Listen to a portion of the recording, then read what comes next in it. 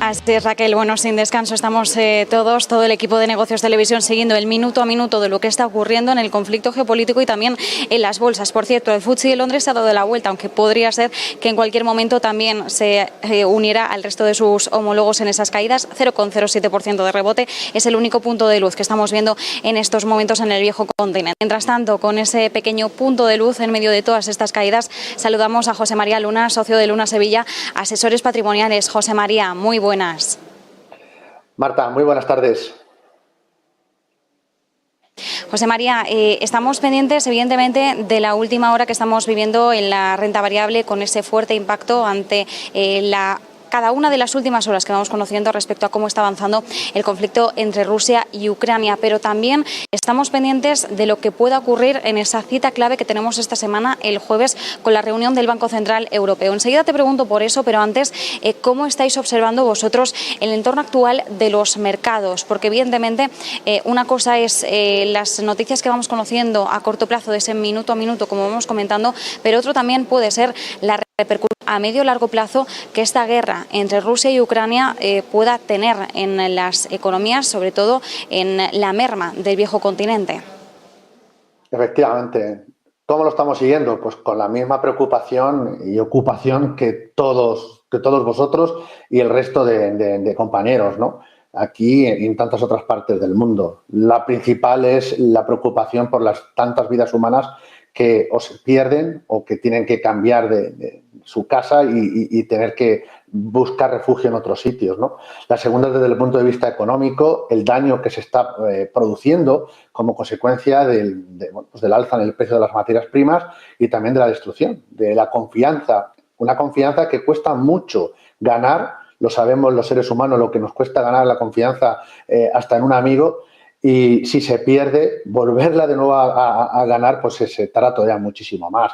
Y en los negocios va mucho de eso, de confianza, igual que ocurre con los mercados financieros.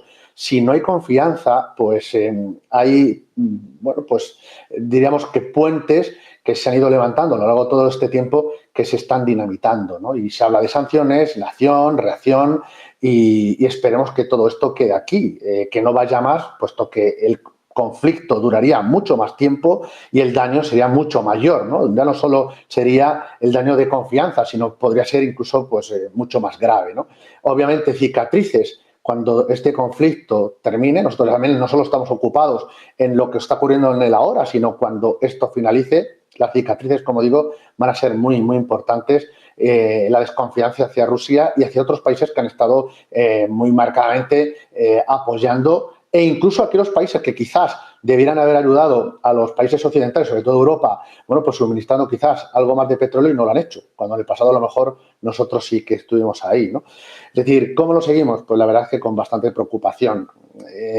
Obviamente la volatilidad por culpa de esa incertidumbre va a persistir, evidentemente. Hemos visto hoy que parecía que podría ser un lunes muy negro en los mercados financieros, así lo anticipaban las bolsas asiáticas, con unas caídas muy, muy notables. En el caso europeo, con esos precios al alza de las materias primas, sobre todo energía, tanto en el petróleo, pero sobre todo en el gas, preocupaba y muy mucho en cuál es el deterioro del crecimiento económico que se aventura para los próximos meses, y me atrevería a decir hasta incluso próximos años, en la eurozona. Una economía muy dependiente en el sentido de las materias primas, sobre todo en energía, donde no hay la autosuficiencia que sí tiene Estados Unidos u otras zonas del planeta. Obviamente esto, lógicamente, hace que Europa, que estaba renaciendo, que estaba saliendo de la crisis de la pandemia y que tenía muy buenas expectativas y muy buenas perspectivas, bueno, pues de nuevo vuelva probablemente a quedarse en el furgón de cola, y así lo estaban penalizando los mercados. Lo que pasa es que luego al final, según han ido avanzando las horas,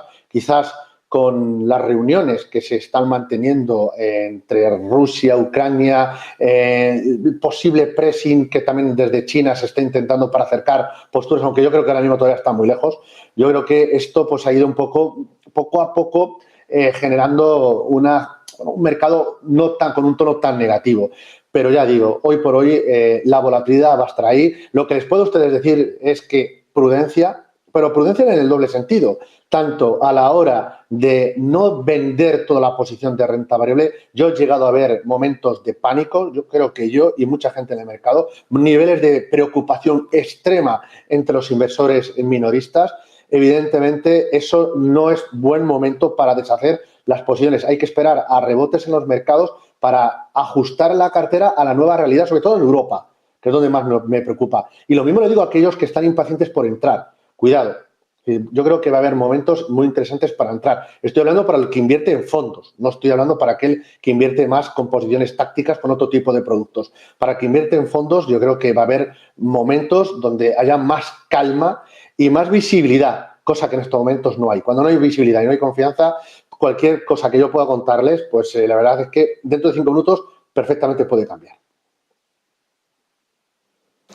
Como indicas, José María, para el inversor que ahora mismo tiene parte de su patrimonio en fondos de inversión, ese mensaje de calma, de no deshacer posiciones, esperar a que se calmen un poquito más las aguas. Y mientras tanto, el jueves, Christine Lagarde comparece después de esa reunión de política monetaria. A las 2:30 va a comparecer ante los medios de comunicación. Vamos a estar haciendo un seguimiento exhaustivo de cada una de las palabras y de, sobre todo, cómo va incidiendo en un mensaje u otro y cuáles son las frases exactas que utiliza para encauzarlo, ¿no?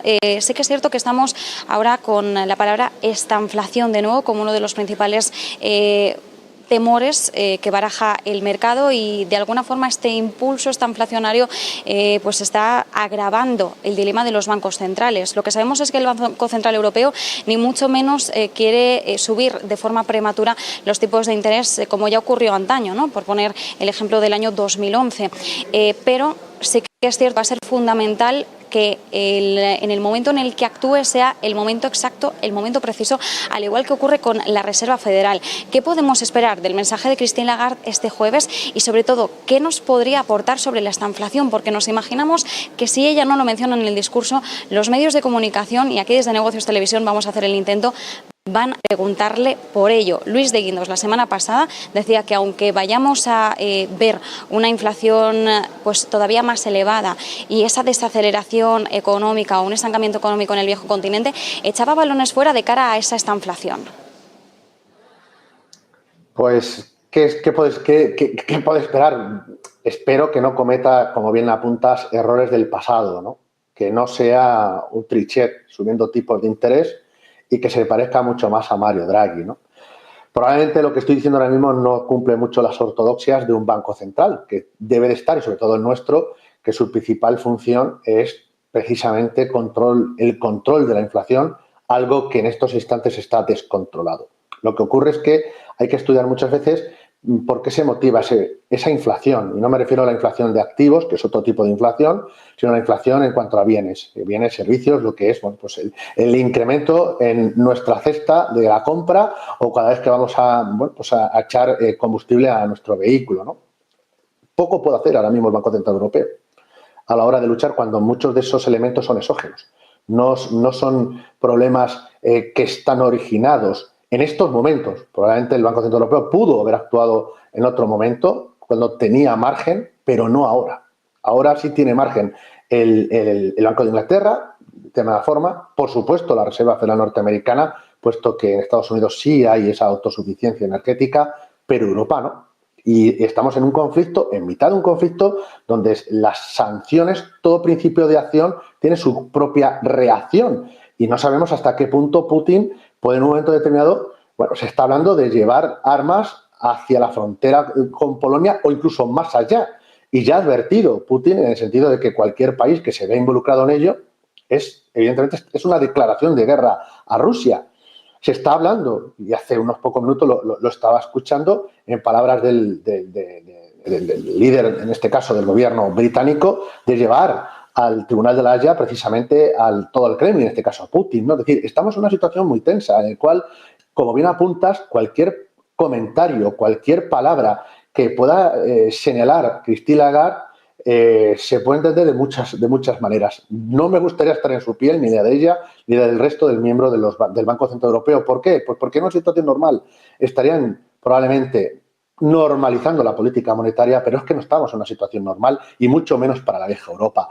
Yo lo que espero es que hablar de esta inflación en Europa, vamos, probablemente camino a ello, pero todavía no hemos entrado. Es decir, yo veo todos los días análisis de gente que ya ve el precio del petróleo a $200 o el oro a no sé cuántos miles de dólares en la onza o el crecimiento económico de la zona euro absolutamente estancado. Es cierto que Europa tiene un problema puede tener un problema de crecimiento económico, quizás otras zonas del mundo no tanto, ¿no? Aquí tenemos también un crecimiento muy endogámico, cosas que en otros sitios no ocurre de esa misma manera. Pero yo creo que ahora mismo probablemente no pidamos al Banco Central Europeo que anticipe un escenario de nula crecimiento económico, inflación muy alta. La inflación es un problema y de eso sí se van a referir y van a intentar ver cómo pueden combatirla. Pero repito, seamos realistas. En estos momentos, gran parte de la inflación que tenemos en la eurozona no podemos combatirla. Sobre todo, imagínense que desde Rusia se corta absolutamente todo el suministro de gas y de petróleo. Pues no quiero ni pensarlo. Es decir, pues lo que hoy hemos estado viendo en algunos momentos, la subida en el gas, imagínense lo que puede llegar a pasar, ¿no? Es decir, por mucho suministro y transporte de gas licuado que pueda llegar desde Estados Unidos u otras zonas del mundo. Todavía Europa no es eficiente energéticamente y tampoco es autosuficiente. Y eso lo sabe perfectamente Rusia, eso lo sabe también Estados Unidos y también lo saben los países de Oriente Medio. Con lo cual, no creo que Christine Lagarde ni hable de esta inflación, creo, con total humildad, y tampoco se atreva en estos momentos a apretar el acelerador en cuanto a normalización de políticas monetarias. Quizás no toca. Tocaba quizás meses atrás, pero ahora no. Bueno, pues nos quedamos con esa perspectiva de cara al jueves. Veremos finalmente si se pronuncia o no sobre la inflación y qué es lo que dice sobre esa normalización monetaria. Una última cuestión, José María, en medio de este contexto, claro, ¿qué hacemos con nuestra cartera de inversión? Decías, ¿no? Ahora mismo no es el momento de deshacer posiciones, seguimos con una orientación de cara al medio y largo plazo, pero claro, para aquellos inversores que ahora mismo estén planteándose, ¿no? De alguna forma hacer algún tipo de ajuste en su cartera o decantarse por uno u otro fondo de inversión, ¿dónde podemos poner el foco? Pues mirad, os voy a contar lo que estamos haciendo nosotros muy rápidamente. Lo que llevamos semanas haciendo, desde que el conflicto parecía más palpable y se acentuó, fue incrementar la posición de liquidez. Liquidez, que es un activo más, a través de monetarios, de deuda pública, de muy corto plazo y muy baratos, o productos de retorno absoluto que aguantan bastante bien. Algunos pueden corregir algo, pero aguantan bastante bien esta situación. Es decir, defendernos, por un lado, esa cautela que decía hace un momento. En segundo lugar, lo que hemos hecho ha sido rotar cartera, bajando la exposición de la renta variable europea e incrementándola en otras zonas del mundo. Fundamentalmente, aquellos que se beneficien del incremento en el precio de las materias primas, excluyendo obviamente a Rusia, y por supuesto Estados Unidos. Yo creo que hay mercados, hay compañías que con el dinamismo, veíamos el dato de creación de puestos de trabajo en Estados Unidos de la pasada semana y fue muy bueno. Entonces, Estados Unidos tiene otro tipo de fortaleza. Hemos rotado en ese sentido. Y luego, de forma táctica, veníamos incrementando, pero lo hemos vuelto a hacer todo lo que está relacionado con el precio de las materias primas. De hecho, en el programa de paso corto, vista larga, pues el de paso corto traía esta misma mañana un fondo de inversión que era un producto de la casa GAM, el GAM Commodity, como una opción para aquellos que dicen cómo aprovechar este escenario de incremento de las materias primas que probablemente persista. Pues bueno, pues una forma táctica es hacerlo a través de este producto. Perfecto, José María, pues nos quedamos con todas esas referencias. José María Luna, muchísimas gracias como siempre. Un placer, Marta. Cuidaros mucho y buen negocio. El análisis del mercado de la mano de Marta Iser y José María Luna. Gracias, Marta. Miramos ya directamente